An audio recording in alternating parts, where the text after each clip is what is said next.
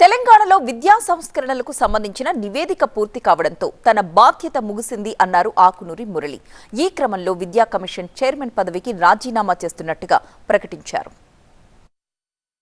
తెలంగాణ విద్యా commission chairman మాజీ IAS అధికారి ఆకునూరి మురళి తన పదవికి రాజీనామా చేశారు. విద్యా వ్యవస్థలో సమూల మార్పులు తీసుకురావాలనే లక్ష్యంతో రేవంత్ రెడ్డి నేతృత్వంలోని కాంగ్రెస్ ప్రభుత్వం ఆయనకు ఈ కీలక బాధ్యతలు అప్పగించింది. అయితే తన పదవీకాలం మరో 4 నెలలు ఉండగానే ఆయన రాజీనామా చేశారు. తెలంగాణ విద్యారంగంపై సమగ్ర నివేదికను ప్రభుత్వానికి సమర్పించిన తర్వాత ఆకునూరి మురళి ఈ నిర్ణయం తీసుకున్నారు. విద్యా సంస్కరణల నివేదిక పూర్తి కావడంతో తన బాధ్యత ముగిసిందని పేర్కొన్నారు. తన రాజీనామా లేఖను ప్రభుత్వ ప్రధాన కార్యదర్శికి సమర్పించారు. అయితే ఆకునూరి మురళి నేతృత్వంలోని విద్యా కమిషన్ ఇటీవల ప్రభుత్వానికి సమర్పించిన కొన్ని సిఫార్సులు చర్చనీయాంశంగా మారాయి. ముఖ్యంగా రాష్ట్రంలో ఉపాధ్యాయులు, అధ్యాపకులు, బోధనేతర సిబ్బంది వేతనాలు మార్కెట్ ప్రమాణాల కంటే చాలా ఎక్కువగా ఉన్నాయని, వాటిని సమీక్షించి హేతుబద్ధీకరించాలని కమిషన్ చేసిన వ్యాఖ్యలపై ఉపాధ్యాయ సంఘాలు భగ్గుమన్నాయి.